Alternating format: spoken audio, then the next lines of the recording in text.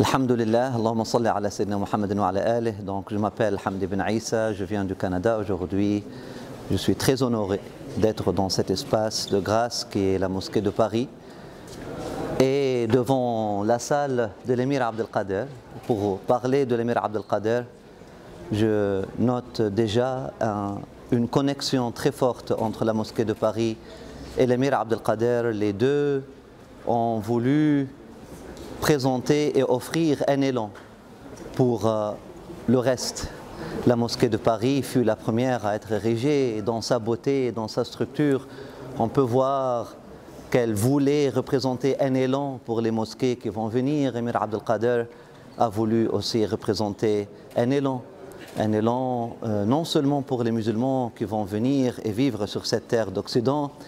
Je dirais que la connexion entre Émir Abdelkader et les Occidentaux, et la connexion entre la mosquée de Paris et les Occidentaux et la France, cette connexion, ce début de dialogue, ce début d'amour, ce début d'entente, ce début de réconciliation, a voulu aussi offrir un élan pour toutes les nations, pour nous tous, comme pour les Français, comme pour les musulmans, un élan d'amitié, un élan d'entrelacement, un élan de dialogue, un élan d'être ensemble.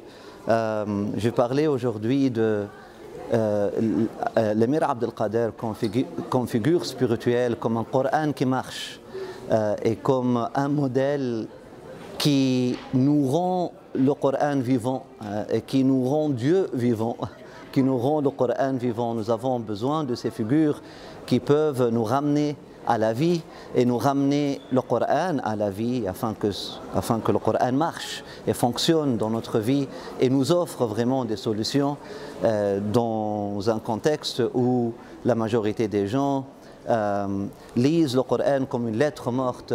Nous avons besoin de ces êtres vivants, des figures spirituelles aussi parlantes, aussi réelles comme Émir Abdelkader pour nous montrer l'être vivant, l'être, subhanahu wa ta'ala.